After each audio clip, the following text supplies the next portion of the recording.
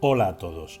Un día más nos disponemos a iniciar un viaje fabuloso por el fantástico mundo del arte. Daremos un paseo descubriendo obras de arte de la pinacoteca más importante de España, el Museo del Prado.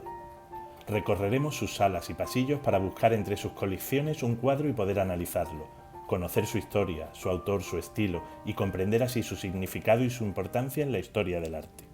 En concreto, nos vamos a dirigir a las salas del siglo XIX, donde nos quedamos sorprendidos al descubrir esta obra de arte de título especialmente largo. Una sala de hospital durante la visita del médico en jefe, pintada en 1889 por Luis Jiménez Aranda. Jiménez Aranda nació en Sevilla. Es hermano de otros dos pintores, José y Manuel, que también triunfaron en la época. Luis inició su formación con el primero de ellos para después continuarla en la Academia de Bellas Artes de su ciudad natal. Con 22 años se trasladó a Roma para ampliar estudios y posteriormente a París, donde se instalaría definitivamente. Aunque se inició en el género histórico, también cultivó el costumbrista, pero donde va a destacar es en la pintura de realismo social, sobre todo a partir de exponer este cuadro en la Exposición Universal de París, donde obtuvo el primer premio y que le sirvió para ser un pintor muy reconocido en la época. La escena representa un hospital del siglo XIX, una amplia sala llena de camas en fila con enormes ventanales que dejan entrar una luz nítida que inunda toda la estancia. En primer plano, un grupo de estudiantes de medicina atiende las explicaciones del profesor mientras éste pasa la visita médica. El profesor atiende a una enferma débil, casi moribunda, a la que examina ante la atenta mirada de los futuros galenos.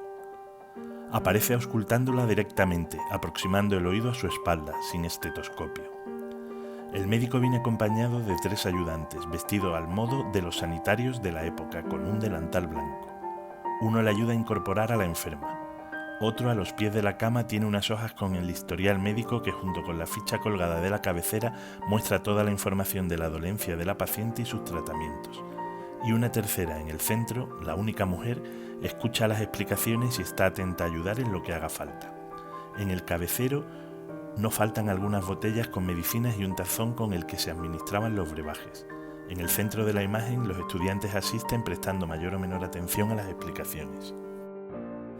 En cuanto a su composición, el cuadro está estructurado de modo que todos los personajes aparecen dispuestos en una marcada diagonal que acentúa la profundidad del cuadro. A través de la diagonal se articula el grupo de jóvenes doctores que atienden las explicaciones para terminar concentrando la atención del espectador en el médico que asiste a la enferma en primer plano. A excepción de los personajes que aparecen con ropajes oscuros, el cuadro es un habilidoso juego con el color blanco, en paredes, ventanales, cortinas, sábanas, batas y camisones. Ello muestra la elevada técnica del artista en el uso del color.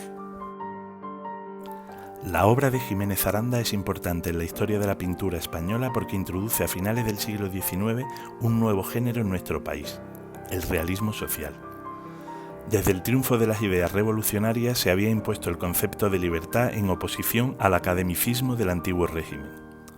El romanticismo había supuesto el triunfo del sentimiento frente a la razón del periodo clásico.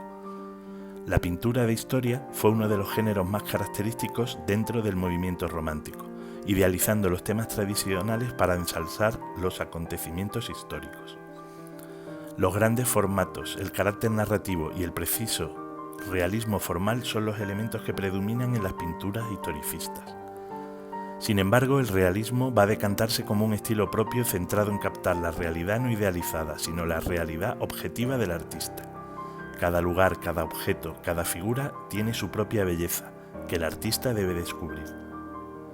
La consecuencia inmediata será que el arte no va a necesitar argumentos, y su temática puede elevar a la condición de obra artística cualquier situación, cualquier objeto banal o cuestión anecdótica, incluso vulgar. Representantes del realismo en Francia, donde surgen los primeros ejemplos, son Courbet, Corot o Millet. A España el movimiento llegará con cierto retraso, y será Jiménez Aranda quien lo importe desde París, donde había ganado, como dijimos, el concurso de la Exposición Universal de 1889 con este cuadro. 3 años después, en una exposición en Madrid, el cuadro consigue también la medalla de primera clase, destacando sobre los cuadros románticos e historicistas, y marca así el giro hacia el nuevo movimiento del realismo social. La obra influirá en otros autores contemporáneos como Sorolla, testigo directo del triunfo del cuadro en la exposición de París y que se incorpora al estilo realista hasta lograr el éxito internacional en 1900 en París con su cuadro La triste herencia.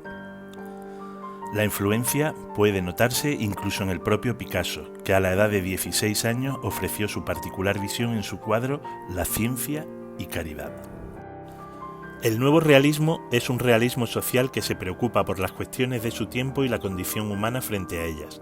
El tema de la obra adquiere en esta época directrices ideológicas en defensa de las clases humildes y trabajadoras, con el nuevo ideario político socialista, pero también de la doctrina social de la Iglesia que se recoge en la encíclica de León XIII Rerum Novarum.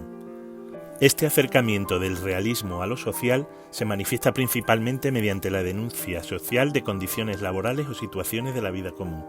La obra de Jiménez Aranda encaja en este criterio, utiliza una instantánea sobre la formación recibida por los médicos residentes que nos permite hacernos una idea sobre la situación de la sanidad y de los hospitales en la España finisecular.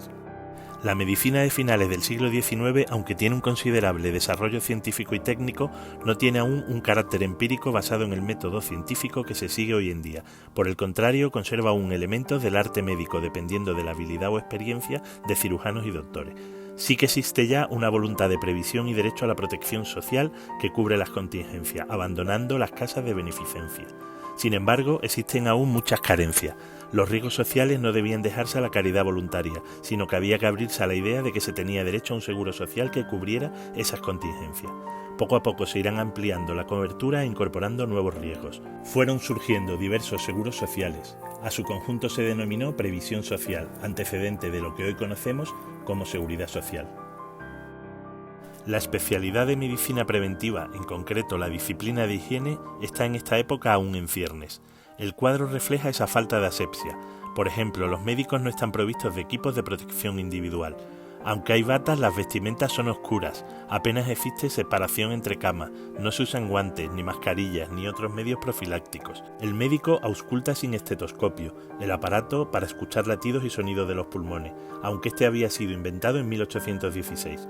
En la sala no hay aparatos médicos ni material sanitario sofisticado o de última generación. Hasta finales del siglo XIX, la formación médica se realizaba bajo la figura de un maestro de reconocido prestigio que enseñaba a sus discípulos sin una materia reglada, ni programas formativos previamente definidos. Esta manera personalista de impartir docencia en las ciencias de la salud va a ser poco a poco sustituida por una enseñanza más avanzada y basada en la práctica médica en el hospital.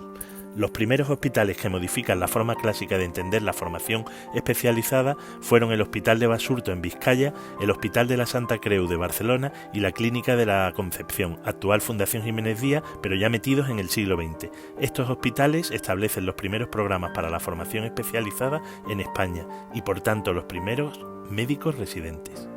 No queremos olvidarnos del hecho de que en el grupo solo haya una mujer. En la actualidad la presencia de mujeres en las facultades de medicina y en las labores sanitarias es mayoritaria. Sin embargo, en la época que refleja el cuadro no podían acceder a los estudios superiores ni ejercer sin el permiso de un hombre. Como hemos podido ver, el cuadro de Jiménez Aranda va mucho más allá de la instantánea del momento concreto de la visita médica, para transportarnos a una época, a un ambiente y mostrarnos una visión inquieta y preocupada por la realidad de la sociedad de su momento. En el fondo es lo que debe perseguir cualquier obra artística. Debe dejar de ser una mera actividad estética para conseguir traspasar la frontera y permitirnos viajar a otros mundos. Y ahora os dejo un par de cuestiones para reflexionar. ¿Puede un cuadro servir de denuncia de problemas sociales? ¿Cómo ha evolucionado la medicina desde el siglo XIX hasta nuestros días?